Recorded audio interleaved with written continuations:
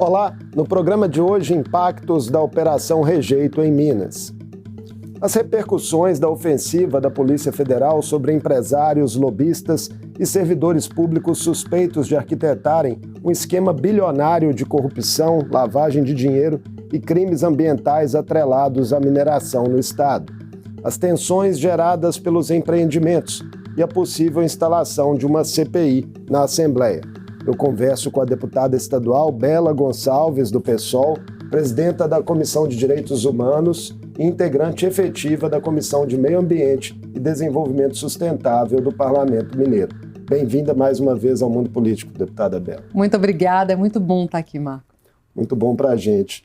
Deputada, a senhora está recolhendo, junto com a também deputada Lohana, assinaturas para a abertura de uma CPI aqui na Assembleia para aprofundar as apurações sobre esse esquema mirado pela Operação Rejeito da Polícia Federal, que efetuou aí prisões preventivas de empresários, de um ex-deputado, lobistas, servidores e cumpriu diversos mandados de busca e apreensão.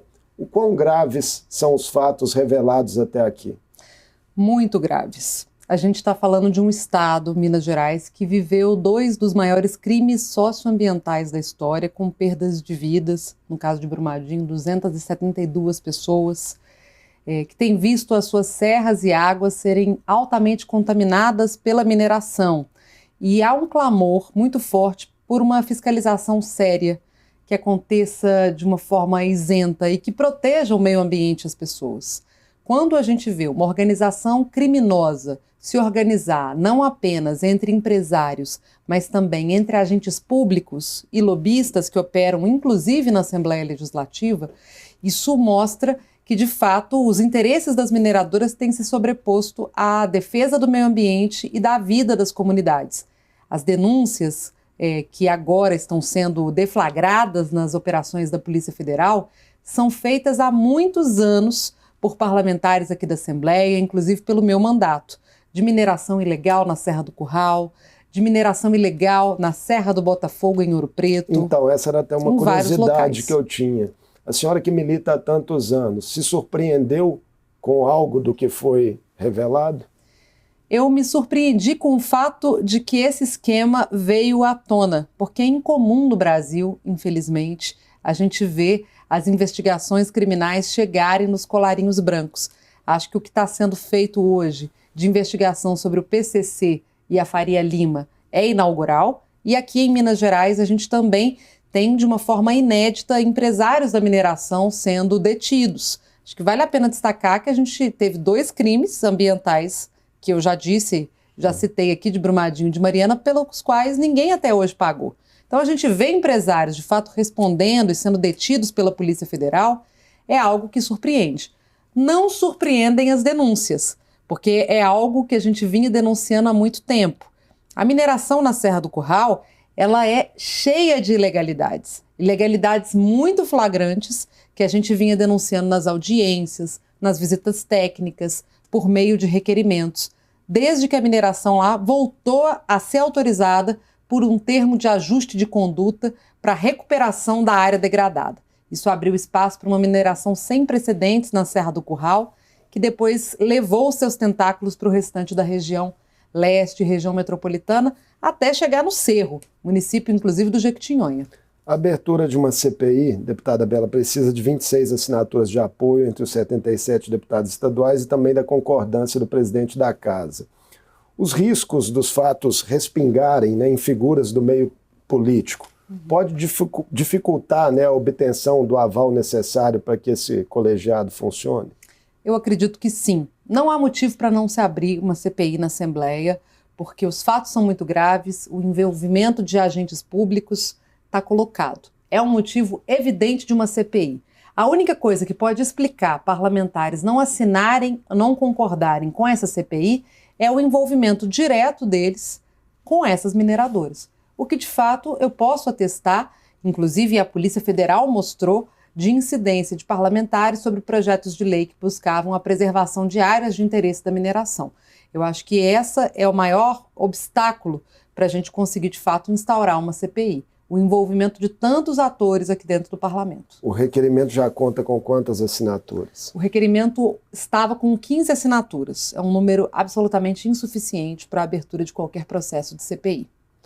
E o governo do Estado? A postura do governo até aqui, o que lhe parece? O governador Romeu Zema deu uma entrevista logo depois da deflagração da operação, dizendo que a CGE, a Controladoria Geral do Estado, já apurava algumas suspeitas, enfim. Ele fala de fofocas. Na verdade, o que marcou a postura do Romeu Zema e do vice-governador foi o silêncio. Mais de 24 horas depois da operação, eles ainda não tinham falado nada. E quando vieram a público falar, disseram: nós vamos punir exemplarmente as pessoas envolvidas, mas o licenciamento ambiental tem que continuar intacto como antes. A verdade é que a reforma administrativa que o governador propôs no seu segundo ano de mandato favoreceu o ambiente para o cometimento desses crimes. De que Eu maneira? denunciei isso quando a reforma administrativa estava em tramitação. A Secretaria de Meio Ambiente era o órgão antes que fazia o licenciamento e a fiscalização de atividades, além de realizar a conservação de unidades, de matas e etc. Eles retiram a Fundação Estadual de Meio Ambiente da Secretaria de Estado de Meio Ambiente, dá para ela uma autoridade e uma autonomia, e nela coloca apenas cargos contratados, ou seja, não concursados, apenas comissionados. Esses comissionados deveriam atuar na agilização do processo de licenciamento ambiental. Eu disse que isso seria transformar a FEAM em um balcão de negócios do processo de licenciamento, porque você não teria que conectar o licenciamento a uma análise sobre disponibilidade hídrica, sobre danos ambientais e várias outras coisas. Vale a pena também dizer dos decretos que o Zema publicou pouco antes da operação. Ele publicou um decreto dizendo que se uma empresa é criminosa e comete um crime ambiental, ela não precisa resolver esse problema ou mesmo pagar as multas antes de entrar em outro processo de licenciamento. Ele fez também resoluções recentes do Copan que abriam espaço para mineração e outras atividades em zonas supersensíveis do estado, como a Serra do Espinhaço e a zona de amortecimento do Parque Nacional Cavernas do Peruaçu. Foram medidas muito recentes, promovidas pela Secretaria de Meio Ambiente. E aí, ele falar que a gente vai punir exemplarmente aqueles que foram descobertos, mas nós vamos manter a Secretaria enquanto um balcão de negócios, é um discurso, no mínimo, contraditório. Quem estava ali dando amparo para todas essas ações é a secretária de Meio Ambiente nomeada pelo governador. Mesmo com essas suspeitas, né, e fatos que a senhora traz, lhe decepciona o fato do requerimento da CPI não ter nem a unanimidade de assinaturas da oposição? Nós ainda temos esperança de que, em conversa, os líderes da casa possam compreender pela aprovação dessa CPI, porque eu acho que vai ser muito desmoralizante se a gente não conseguir abrir uma CPI aqui. Agora, existem outras medidas também que são importantes. Uma delas é destravar os projetos de lei que vinham sendo travados pela bancada da mineração nessa casa. Nessa terça-feira, né? Recebeu parecer favorável, né, na CCJ, um PL da deputada Beatriz Cerqueira que cria um monumento natural da Serra do Curral. Abrangeria ali a área limítrofe entre os municípios de Belo Horizonte, Nova Lima, Sabará, Raposos, Brumadinho, Ibirité, Sarzedo e Mário Campos. Será que agora a matéria avança de vez na casa, deputada Bela? Precisa avançar. Esse é um projeto que estava citado no inquérito enquanto um projeto que essa quadrilha criminosa atuou para impedir a tramitação. Gilberto de Carvalho, que era um lobista muito conhecido aqui na casa, vinha negociando valores, inclusive, para obstruir esse projeto de lei. Mas há outros. Existe um projeto da minha autoria para impedir a regularização de empreendimentos por meio de TAC. O que é o TAC? Ele é um termo que vem ajustar uma conduta delinquente para tentar transformá-la em uma conduta legal. Teoricamente, você poderia fazer TAC em casos excepcionais. Só que no caso das mineradoras, o que estava virando? A mineradora se instaura de uma forma pirata, como aconteceu com a Gucci na Serra do Curral. A secretaria autua e, ao invés de embargar aquela atividade, ela regulariza ela de uma forma simplificada por meio de um TAC.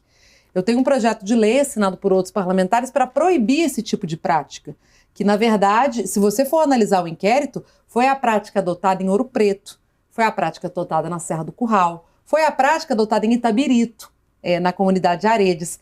Ela vinha se disseminando enquanto uma forma de autorizar a criminalidade no Estado. Esse projeto também precisa avançar. Tem também um projeto, acho que do deputado Dorgal, né, para criar um parque metropolitano da Serra do Curral. Exato. Poderia ser feito, de repente, um pacote assim, de propostas para avançar na casa em resposta? Essa é a minha proposta. Eu acho que a casa precisa responder com uma CPI e com a aprovação de um PEC de projetos ambientais que dão uma resposta à altura para a sociedade de que essa casa não tem rabo preso com as mineradoras e que, de fato, está comprometida com a defesa do meio ambiente. Essa é uma casa muito grande. Daqui saiu o projeto de lei Mar de Lama Nunca Mais, que promete o fim das tragédias envolvendo o rompimento de barragens. Eu acredito na capacidade da Casa Legislativa de se rever e conseguir aprovar esses projetos que, de fato, fazem a proteção do meio ambiente e atendem os clamores da sociedade pela proteção de áreas especiais, não apenas do ponto de vista ambiental, mas do ponto de vista patrimonial, simbólico. A Serra do Curral, ela é parte da identidade do povo mineiro. E aí vale a pena citar uma outra coisa que tem passado desapercebida, tá? Uma outra figura pediu exoneração no domingo à noite, poucos dias antes da deflagração da operação. Quem? O secretário de Cultura Leônidas. O secretário de Cultura Leônidas era quem estava segurando o tombamento da Serra do Curral há mais de 4 anos. A senhora pretende chamá-lo para ser ouvido aqui na Assembleia, de alguma maneira? A gente pode convidá-lo, mas como ele deixou de ser secretário, ele não pode ser convocado mais. Muito cômodo, inclusive, essa postura do secretário Leônidas. Ex-secretário, né?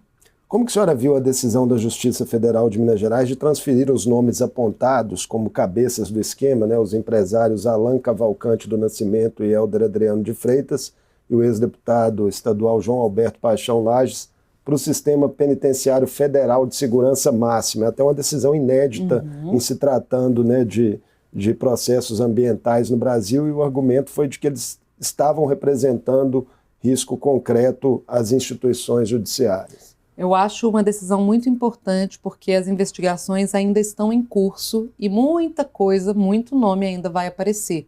A Operação Rejeito, ela é uma das operações que a Polícia Federal vinha deflagrando. A gente tem a Operação Poeira Vermelha, tem a Operação Parcus, que ainda está em segredo de justiça, que envolve a mineradora Impabra, essa muito mais vinculada ao grupo Cedro.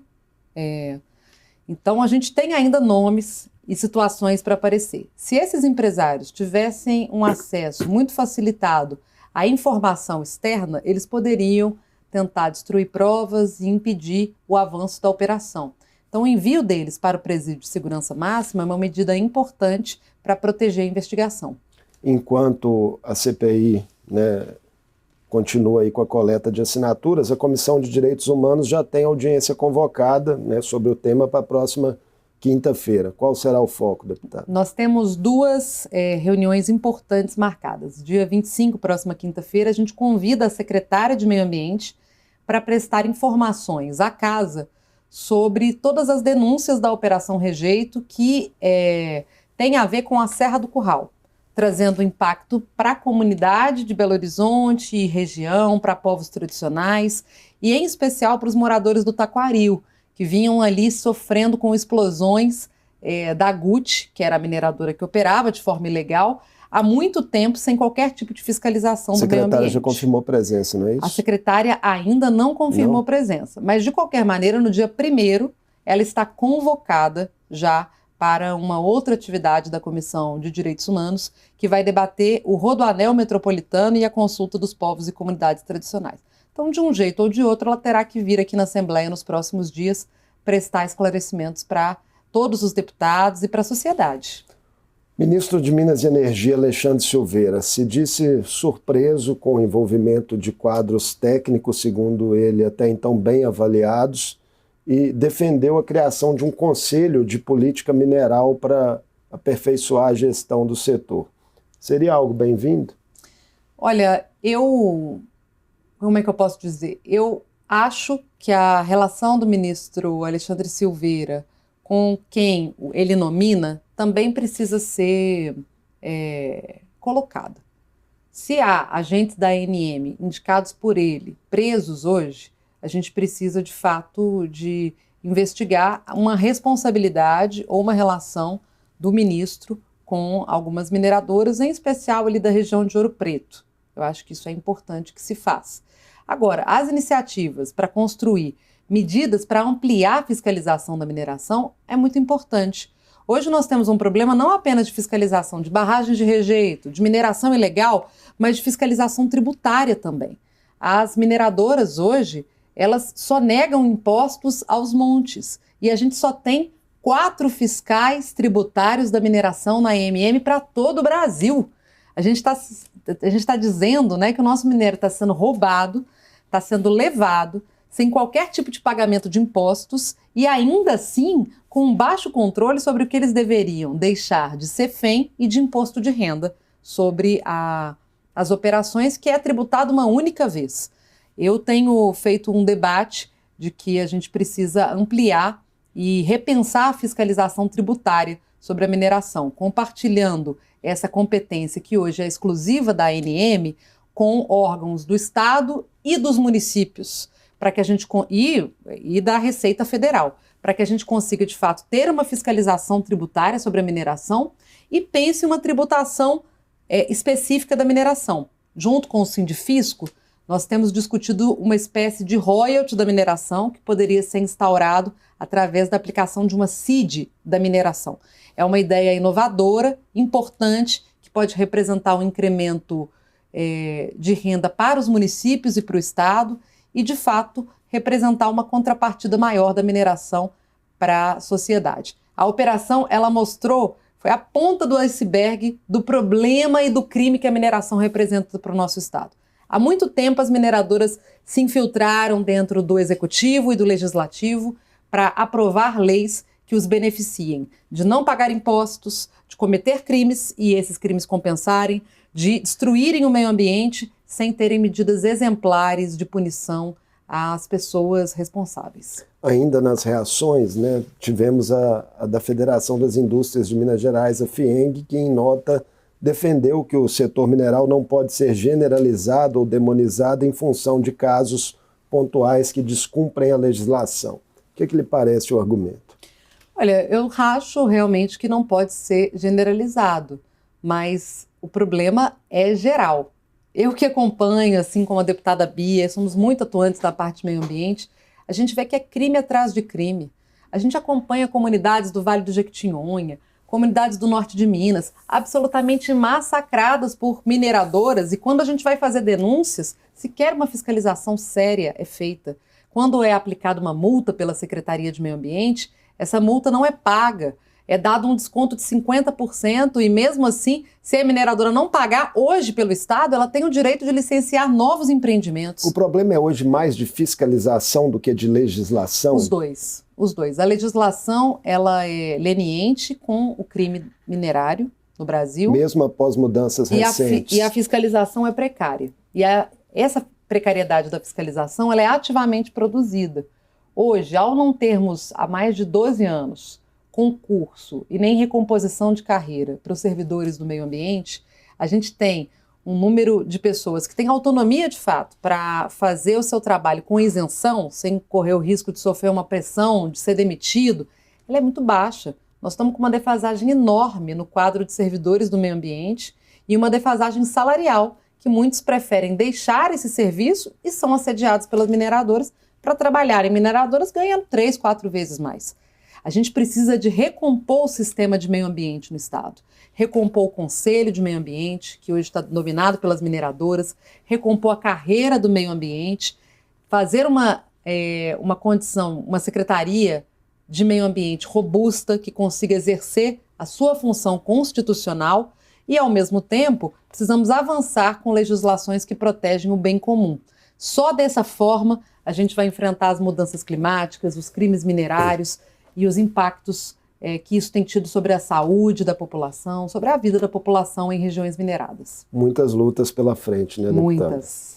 Agora, outro assunto também muito importante. A senhora está à frente do Fórum Técnico Minas Sem Miséria, que já teve início, né, para discutir e apresentar propostas para a elaboração do Plano Mineiro de Combate à Miséria. 2 encontros regionais já foram realizados na Zona da Mata e no norte de Minas, e há outros 3 previstos, um deles já nesta sexta-feira próxima em Uberlândia. Qual que é a importância, deputada Bela, desse instrumento de participação popular para o aperfeiçoamento da política pública? Olha, o Fórum Técnico, ele é um mecanismo extraordinário aqui da Assembleia para chamar as pessoas para construírem, de fato, políticas. Minas Gerais não tem um plano de erradicação da miséria. Embora esse plano esteja previsto em lei há muitos anos e embora exista um fundo, inclusive, para ser orientado por esse plano, ele não foi construído pelo Poder Executivo. Então, o Poder Legislativo, né, o presidente Tadeu, muito sensível, falou da importância da gente construir esse processo de participação popular em todas as regiões, trazendo propostas populares, legislativas e também do Poder Executivo local para a erradicação da miséria. Por exemplo, nós temos hoje políticas de enfrentamento à fome, como é o Programa de Aquisição de Alimentos associado às cozinhas solidárias. A gente precisa ter financiamento para isso através do Estado. A gente tem que pensar mecanismos para fortalecer o Sistema Único de Assistência Social, o SUAS, que hoje é muito subfinanciado pelo Estado, mas que cuida das casas de longa permanência de idosos, casas-abrigo para mulheres em situação de violência, políticas para a população em situação de rua. Tudo que tem que estar no orçamento. Tudo, né? Isso tem que estar no orçamento. Existe hoje um fundo de R$1 bilhão, que deveria estar sendo usado para executar um plano de erradicação da miséria. Mas o fundo vinha sendo desviado e o plano não existia. Então o nosso trabalho foi, primeiro, atacar o desvio do fundo, recuperando o Comitê de Erradicação da Miséria, que agora já está em funcionamento, para, em seguida, construir com a sociedade esse plano, para dessa forma a gente ter uma política continuada para enfrentar a fome e a pobreza. A gente não faz isso com políticas eventuais, assistencialistas, tem que ter planejamento, tem que ter rota para que as pessoas construam a sua saída de uma situação de extrema pobreza. São mais de 3,5 milhões de pessoas em Minas Gerais que vivem com menos de R$200 por mês. Muita gente, né? Muita gente. Mais de 10% da população do isso. estado. Então, deputada Bela, está em curso também, né, além aí dos encontros regionais, uma consulta pública permitindo o envio de propostas para o plano também pela internet. O cronograma é para consolidar tudo isso numa etapa final no início do ano que vem, né? Exato.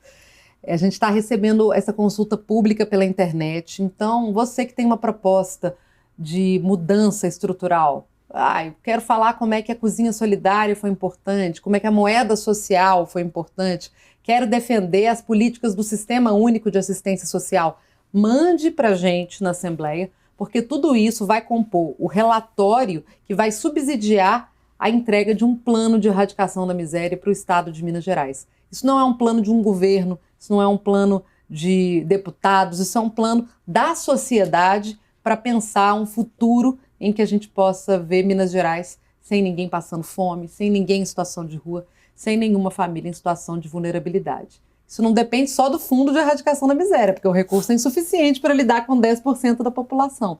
Mas já é um começo importante. Quem quiser participar dos encontros regionais, inscrições estão abertas também. Estão super abertas. Sexta-feira nós vamos estar em Uberlândia, depois nós vamos para Araçuaí, vamos fazer uma etapa depois metropolitana em Betim e estamos em negociação para ver se vamos fazer mais 2 encontros ainda antes de encerrar e concluir esse processo no ano que vem. Inscrições pelo site da Assembleia. Exato.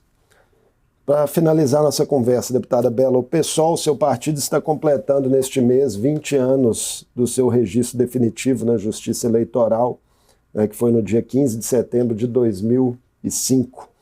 A atual federação com a rede deve ser mantida para as eleições do ano que vem e quais são as prioridades que a legenda tem traçado aqui para Minas Gerais? São 20 anos de uma construção muito bonita. Eu acho que o PSOL hoje é visto como um partido de gente lutadora, íntegra e coerente. é o partido que votou 100% dos parlamentares contra a chamada PEC da blindagem ou PEC da bandidagem. É um partido hoje que está colocando o dedo na ferida do que são o processo das emendas parlamentares e a forma como elas sequestram o orçamento. É um partido que se coloca o tempo inteiro contra processos de corrupção, mas também lutando por direitos do povo, como a isenção de imposto de renda para quem ganha até 5 salários, a garantia de uma vida para além do trabalho, o fim da jornada 6x1, também está sendo protagonizada pelo PSOL. Nosso partido hoje tem a bancada mais combativa do Brasil. E eu acho que o primeiro plano nosso é ampliar a presença nos legislativos. A gente quer ampliar o número de deputados estaduais, deputados federais, e queremos, quem sabe, ter uma senadora, um senador ou mais do PSOL. E a federação? Nesse sentido, a federação é muito importante, porque ela ajuda a gente a compor e somar votos nesse objetivo. A rede tem uma trajetória também de luta socioambiental e um diálogo, e tem votado conosco em todos os projetos. Não há contradição hoje entre a política da rede e do PSOL nacionalmente, e acho que juntos nós iremos propor uma senadora para Minas Gerais. Já temos um nome aí, que é da companheira Áurea Carolina, uma companheira que foi fundadora também. Já foi deputada federal foi também. Deputada federal, foi muito importante no processo de construção do PSOL aqui em Minas e está sendo defendida aí como a nossa candidata, pré-candidata ao Senado por Minas Gerais. Podemos ter uma senadora pela primeira vez na história, assim esperamos. Deputada Bela, muitíssimo obrigado por essa entrevista ao Mundo Político. Eu agradeço demais, podem contar comigo sempre. Conversei com a deputada estadual Bela Gonçalves, presidenta da Comissão de Direitos Humanos e integrante efetiva da Comissão de Meio Ambiente e Desenvolvimento Sustentável da Assembleia. Falamos da articulação que visa a abertura de uma CPI para aprofundar investigações sobre um esquema de corrupção, lavagem de dinheiro e crimes ambientais relacionados à mineração, revelado pela Operação Rejeito da Polícia Federal. E ainda sobre as atividades do Fórum Técnico Minas Sem Miséria. O Mundo Político fica por aqui. Obrigado por nos acompanhar e até o próximo programa.